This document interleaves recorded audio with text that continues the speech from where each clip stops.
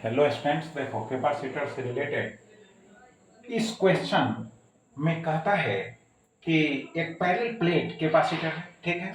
अब parallel plate capacitor के plate का जो एरिया है कैपिटल ए है, डिस्टेंस जो है प्लेटों के बीच डी है, तो कैपेसिटेंस कितना हो जाएगा C is equal to a epsilon nought by d हो जाएगा। अब प्लेटों के बीच में जो है एल्युमिनियम फॉयल को इंट्रोड्यूस किया जा रहा है, बात समझ गए।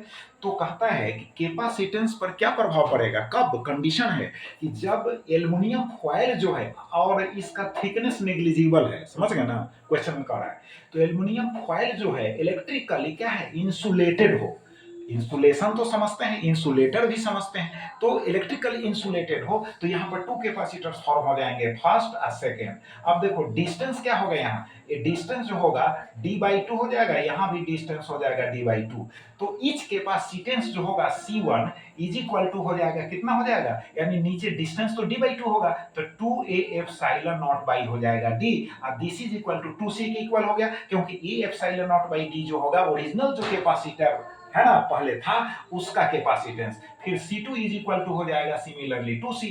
अब टू कैपेसिटर्स इसमें है ना, यानी इस अरेंजमेंट में सीरीज में हो गए, तो डायरेक्ट हम C इक्विवेलेंट निकालेंगे, तो यहाँ हो गया 2c इंटू 2c और डिवाइडेड बाई हो गया 2c प्लस 2c हो गया 4c, तो यहाँ जो हो गया c कैंसिल हो गया, 2 2 जा 4, 4 से कैंसिल हो गया, तो c यानी कैपेसिटेंस पर कोई प्रभाव नहीं पड़ेगा। लेकिन सेकंड कंडीशन में कहता है कि जब इसको प्लेट से जोड़ देंगे यार, अपर वाले प्लेट से यानी कंडक्टिंग वायर के साथ, तब तो ये सेम चार्ज को रखेगा, पॉजिटिव चार्ज को, तो उस केस में अब कैपेसिटर का ये थिकनेस हो गया, यानी एक प्लेट का दूसरा प्लेट यहाँ हो गया, तो डिस्टेंस तो d/2 ही ना रहेगा, तो यहाँ पर जो है C इज इक्वल टू हो गया 2a एप्सिलॉन नॉट बाई हो गया d। अब 2 क्यों लगाएं, क्योंकि डिस्टेंस जो होगा अब दोनों प्लेटों के बीच में d/2 हुआ, तो 2 ऊपर चला गया, 2a epsilon nought by d is equal to हो गया 2c, क्योंकि ओरिजिनल जो कैपेसिटर था उसका a epsilon nought by d capacitance था।